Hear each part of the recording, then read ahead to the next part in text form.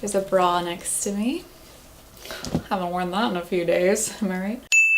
Hello, welcome back to my minimalist series, The Elimination Diaries. As you can see, today's format is a little bit different. I'm actually just going to be talking to you guys today about something else that I really can't physically show you. It'll make sense in a moment. So today I'm focusing on the emotional side of elimination. Old friendships and old photos, you know, things that we carry on in our hearts that we don't let go of are just as important as physical things and personal belongings that we cannot get rid of, if not more important. I have written a blog post a little about this before, about giving up on friendships that did no good for me, and I still continue to do that. I've actually talked a little bit about this with my friend Kayla as well. Please subscribe to her, she's amazing. I absolutely adore her, I'll leave her link below. We've been having conversations lately about letting go of toxic friendships and how you don't really owe that person an explanation as to why you're letting go of them if they add no value and no real worth to your life, or if they're toxic or abusive. If you've tried to bring up your issues before, if they gaslight you and turn it around and make it about you, definitely just cut them off. There's so many positive changes I've noticed from just eliminating thoughts and history before I even began minimizing my actual belongings. I'm at a point where I have a lot of friends, but I only have a very select few that I actually spend my time with and invest my time in because I know that they give 100% back. Those are the people that you should have in your life. But this isn't about just giving up friends, it's also about moving on from past relationships. So I've had this box for a long time of photos and just memorabilia of all of my ex-boyfriends, save for a couple who I just wanted no attachment to whatsoever. So there's just a few memories of certain ex-boyfriends. I didn't want to let the memory of that go, or I felt like I might need this stuff later or something. I don't know why I kept this, but I had this box for a very long time. And it wasn't until I started dating my current boyfriend that I was like, I don't need this. I don't need them. So I have gone through that box thinking I would just get rid of a couple things, but I actually emptied out the entire thing. This is not a video of me burning my ex's stuff or anything. I hold no ill will toward any of my exes, but I just want to make that clear. This is about letting go of the past. This is not about my exes were shitty, so I'm gonna throw out all their stuff. That's not what I'm trying to say at all.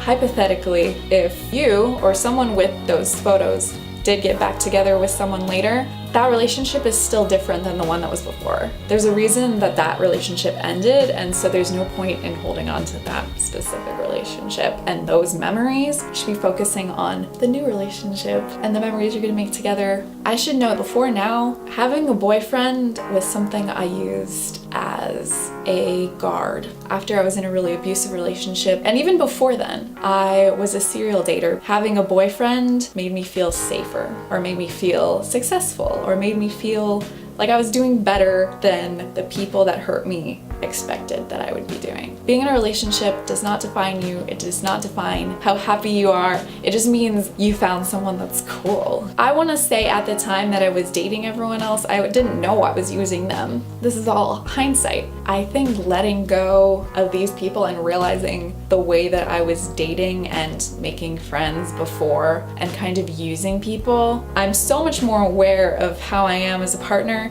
So that's really made me realize the mistakes that I've made in the past. Obviously, this doesn't have to apply to just romantic relationships or friendships. It could even be a loved one that's passed away. I think mementos are something that's really hard to get rid of if we really valued a person or a relationship that's no longer with us. If it's not getting in the way of your happiness in your life, then that's completely fine. But if you find that something from someone or that reminds you of someone that's no longer in your life is just holding you back and making you sad, why do you have it? And we should treat thoughts the same way. Obviously, thoughts are much harder to get rid of. It's much more nuanced process. We can't just throw something out and have it be gone forever. I'm not trying to sound like someone that's like, you're depressed?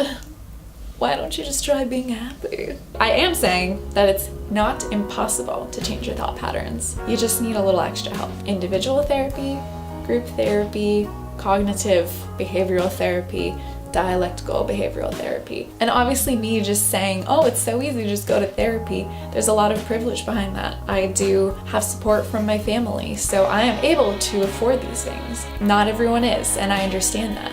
Also with medication, that's also not something that's easily accessible to everyone. But there are ways, and if it means starting a GoFundMe, there are therapists that will just take you without any insurance. It's just going to be more expensive. Even if there's just absolutely no way for you to go to therapy, just talk and get the thoughts out of here. And if you don't feel comfortable talking to anyone in your real life, there's plenty of people online that you can talk to.